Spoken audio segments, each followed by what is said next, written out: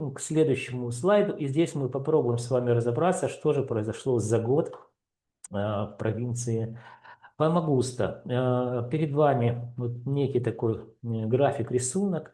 Период исследования у нас декабрь 2024 год. Стоимость видим в среднем по, естественно, провинции 2758 евро. И в декабре 2025 года это уже 2833 евро. Что показало, друзья, нам, смотрим вот здесь внизу, да, видите, цифры повторяются, что показало нам рост за год всего лишь 2,72%, ну, можно округлить до 3%. Друзья, ну, в принципе, вот рынок недвижимости мы на этой неделе говорили, в начале недели, о Никосии. Это большая такая провинция, самая большая по территории на острове Кипр. Значит, там положительная динамика роста в целом по провинции где-то тоже около 4%. Видим также, что Фамагуста показала нам рост плюс 2, ну 3% округлим. Также, друзья, мы готовим индексы. Расскажу, что такое индекс. Индекс – это макроэкономический показатель. Вот он здесь, видите, единичка красным, запятая 0,27. Он считается достаточно просто, если у вас есть, конечно, статистические данные. Индекс обозначает изменение стоимости квадратного метра по целой, в данном случае, провинции на протяжении одного года. Считается он просто 2833, показываю указкой, делим на 2758 и получаем рост плюс 2,72% в годовом измерении, или же вот этот положительный индекс. Друзья, на протяжении многих лет для украинских национальных системных банков я и компания Lim Consulting готовим подобные индексы. И вот, в общем-то, я примерно, ну, по Украине-то я знаю, что меня смотрят люди, которые работают в финансовых учреждениях.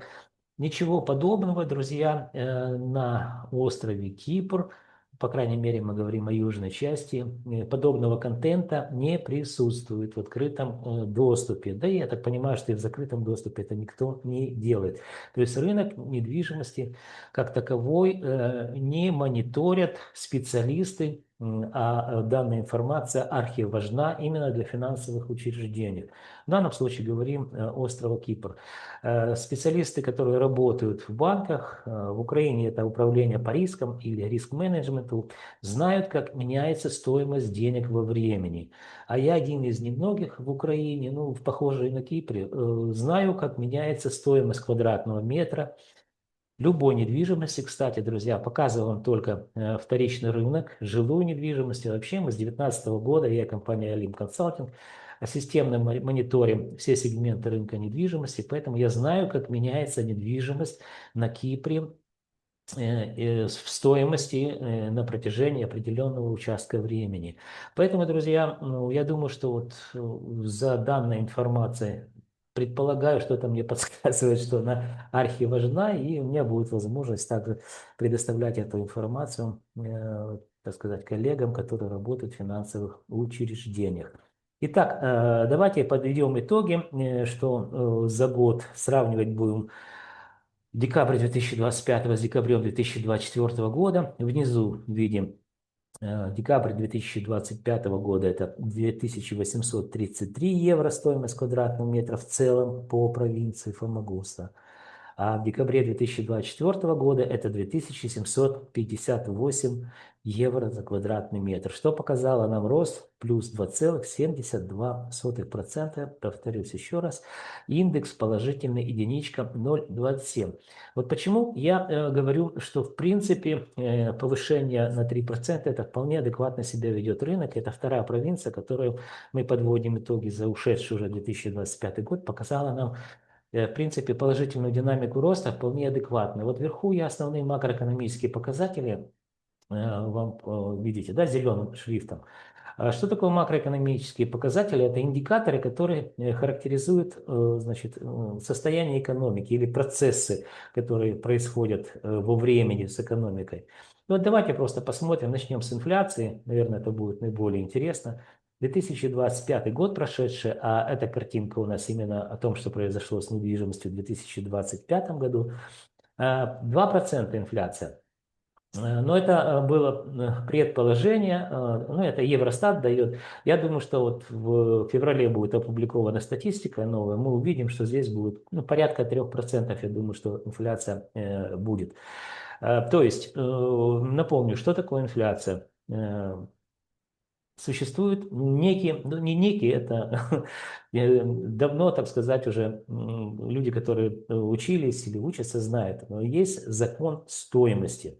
Фундаментальный закон стоимости, который, в общем-то, так глобально описывает, как должна работать экономика. И вот работать экономика может сбалансировано тогда, когда количество денег, которые находятся в обращении, сюда входят и в том числе фиатные деньги, и деньги, там агрегат есть М0, М1, М2, то есть все деньги, которые находятся на территории того или иного государства, адекватны или сбалансированы, и ровно столько выпущено товара и услуг. Как только становится больше денег, что происходит? Эти деньги обесцениваются. То есть за них можно купить все меньше товаров и услуг. Напомню вам, недвижимость является таким же товаром. И вот мы видим, что 2% это у нас инфляция, то есть включаются инфляционные процессы. То есть это за обесцененное евро можно купить все меньше и меньше товаров и услуг. Еще раз напомню.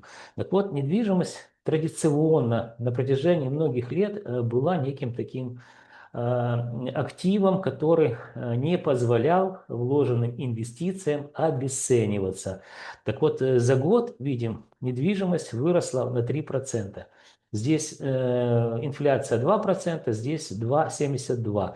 То есть вот это как раз ровно на инфляцию выросла стоимость квадратного метра. То есть недвижимость не подешевела.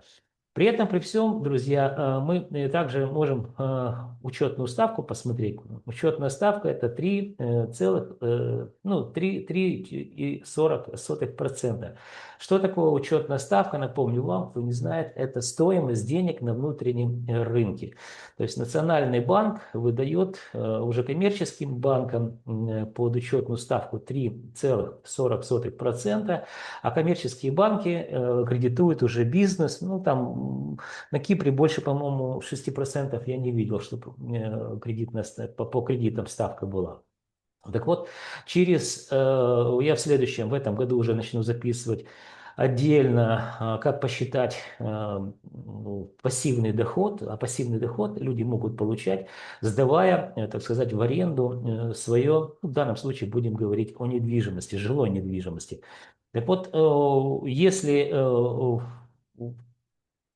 я просто уже смотрел цифры, если учетная ставка составляет 3,40%, то на сегодняшний день в Фомагуста, в епархии, в провинции Фомагуста, рост аренды в годовом измерении там порядка 4%, чуть больше. Ну, я подготовлю видео отдельно прям.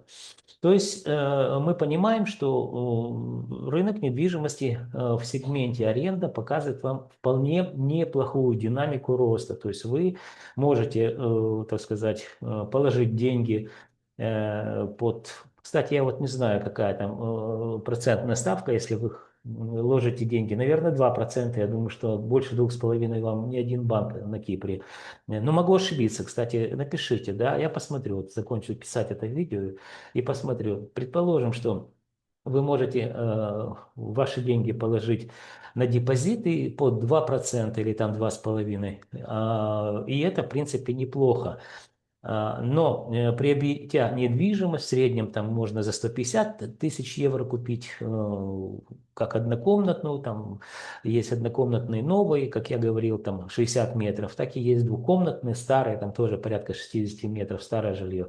Так вот, купив за 150 тысяч квартиру, апартаменты, сдавая ее в аренду, вы можете получать, в общем-то, доход порядка, как я уже говорил, 4, там чуть больше, 4,5 2,5% в годовом измерении, отнимем все налоги, то получается вполне себе такая неплохая как бы история, ну, по крайней мере, на цифрах. Но при этом, при всем, возврат инвестиций, конечно, там больше 20 лет. Многие из нас уже не доживут до этого времени. Но так или иначе. Итак, друзья, подведя итоги, еще раз фиксируем, что рынок жилой недвижимости провинции Фомагуста показал положительную динамику роста плюс 2,72%, что вполне адекватно с точки зрения инфляционных процессов, которые нам, в общем-то, декларировали в 2025 году. Друзья, так, останавливаем. Пришло время прощаться. Для того, чтобы вы знали, что происходит с недвижимостью острова Кипр, вам необходимо что сделать? Правильно, друзья, подписаться на мой канал. Вы также можете ставить лайки, дизлайки данному видео. Кстати, пишите вопросы, я с удовольствием отвечу. Сейчас у меня есть время более-менее свободное. Обязательно отвечу. Не может быть, какие-то темы вам будут интересно раскрыть более детально, тоже с удовольствием запишу видео. А еще вы должны помнить, что я ваш скромный слуга. И компания Alim Consulting готовим для вас ежемесячные обзоры рынка недвижимости острова Кипр. Что, в общем-то, эти обзоры станут для вас как минимум путеводной картой в каменных джунглях рынка недвижимости острова Кипр. Друзья, до встречи в следующих моих видеороликах.